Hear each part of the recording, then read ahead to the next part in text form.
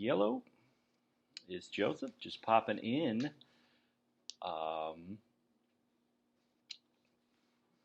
with a little video to talk about the book I just read, Anne of Green Gables. Kasloink by L.M. Montgomery, Lucy Maud Montgomery, Canadian writer. Wrote the classic series Anne of Green Gables. In the 80s, 90s, was made into a movie or two or three and a TV show. And back in the day, I read Anne of Avonlea randomly, which is the second book in the series. And recently I picked this up from a bookstore. It was only $1. It was in their kind of like discounted section. Hardcover of a classic, really hard for me to pass up. So yeah, I shout out to my sister. Joanna watched a lot of those shows, movies back in the day, and I was never quite as gripped as she was by them back in the day. But a lot of the memorable stories and just the situations that Anne Shirley, the main character, runs into, as depicted in the show and the movies, um, still stick out in my mind to this day, even though I wasn't like watching the episode from beginning to end. It just seemed like she was always getting herself into trouble, Anne Shirley. And that's how it is in the book, and they kind of make fun of her for that. She also makes fun of herself for that. Um, Anne Shirley is an orphan who's adopted by uh, an elderly. I thought it was a couple, the Cuthberts, but turns out they're brother and sister, Matthew and Marilla. And they actually are trying to adopt a boy to help the elderly Matthew on the farm, but there's a miscommunication. Anne shows up at the train station, um, full of personality, and very quickly wins over Matthew and wins over Marilla soon after that. And this is definitely a classic work of literature. Very entertaining story, very memorable main character, well written. Does kind of fall into the genre of an orphan story because Anne is an orphan. So um, there's certain things about her background that they don't really like. She talks about her background a little bit or what she knows of it, what's been told to her, but they don't really go into all of that. It really starts when she's 11. She gets picked up at the train station by Matthew Cuthbert, her foster father, essentially. And I guess what is there to say about the book? A lot of people are familiar with it. I guess I'm just picking up a few random takeaways to kind of document here. Not really planning on going longer than 10 minutes with this, but one of the main thing is the endearing character of Anne Shirley. She is just wears her emotions on her sleeve. Can't really help it, even though she's aware of it. Loves to talk, especially as she's younger, kind of that middle. I almost said middle aged, but that like middle reader, that tween age. And honestly, that made me a little bit sad reading it at first because even though she's a very lovable character who has a very vivid imagination and always and she talks about how interesting life is, even the uninteresting parts, you can fantasize about things to make them more interesting. And she even names non-inanimate features such as like a lake, a tree, um, a forest. She'll give it a fantastical name just to kind of spruce it up. and have the name reflect her imagination, essentially. And that's really interesting, and that's cool, and it kind of reminds us of childhood, how wide-eyed children can be. But it's also, like I said, I was a little sad reading it this time because probably her imagination is kind of a coping mechanism, you know, from whatever trauma she did have growing up in the orphanage, the issues that come along with being an orphan, and knowing that your lot is bad luck in a certain regard. Life kind of deals you in a not ideal hand, um, and it's just, you kind of really got to look out for yourself. There are adults,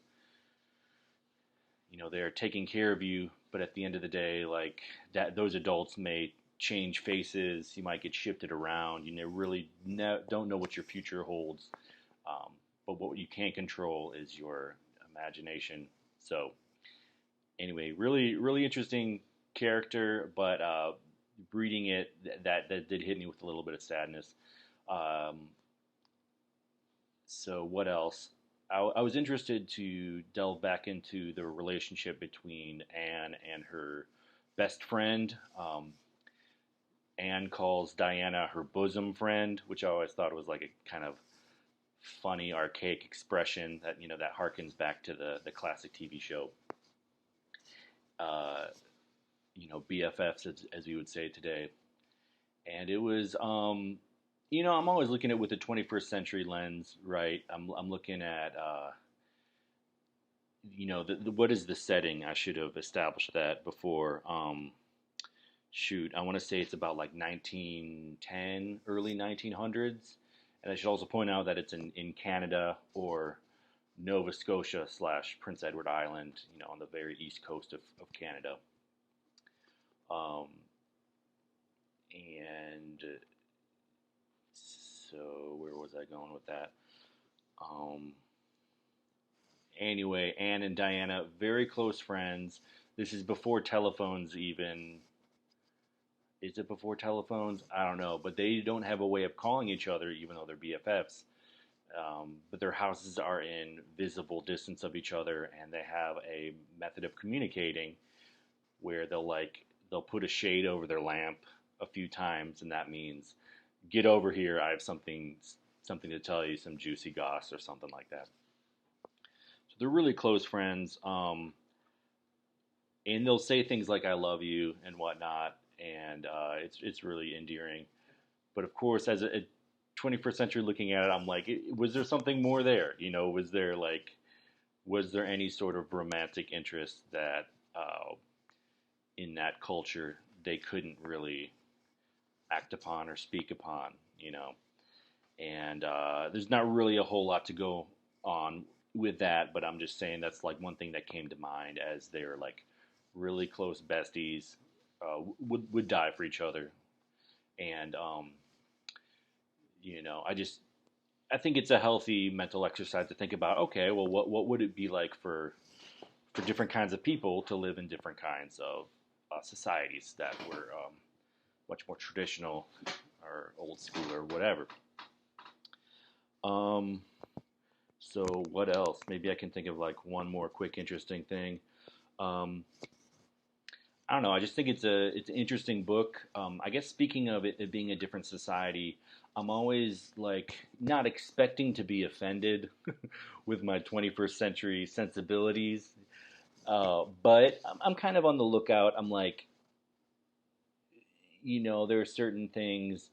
Like I read something in a Nathaniel Hawthorne book the other day, and I don't even want to say what it was, but it was pretty shocking.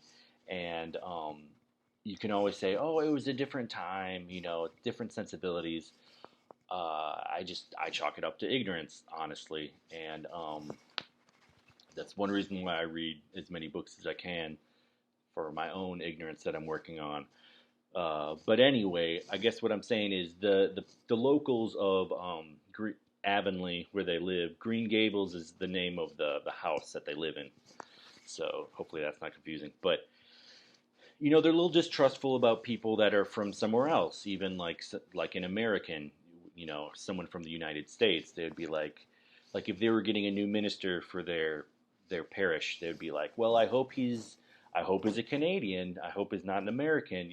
I certainly hope he's not from Europe, and it's kind of understandable in a small town sense, but I guess I'm just thankful that there wasn't any kind of weird, uh, not too much like racial language, any kind of like othering beyond what you would kind of expect in a small town, I guess. So I'm not really giving it a pass, I guess, but I'm just saying like I feel like it's easier to read books like that nowadays that don't have like some people have a hard time reading Mark Twain because it is so like it is so realistic with their language and what they refer to different people as and whatnot. So, and that's great discussions that are on YouTube and people have classes about that. So, not really taking the time to get into all that, but just saying it's a book that holds up well. It's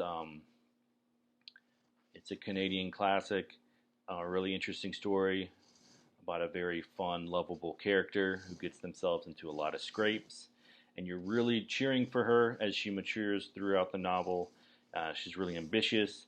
There is even like a little bit of a love story that's kind of like blooming, percolating, and that the author kind of teases you along with. So, you got that to kind of look forward to in the series, and so on and so forth. But just wanted to share a few thoughts on this book. I definitely recommend it. And maybe the next book I whatever that is, maybe I'll share a few thoughts on that as well. But yeah, anyone who watched, thanks for watching. Read more books.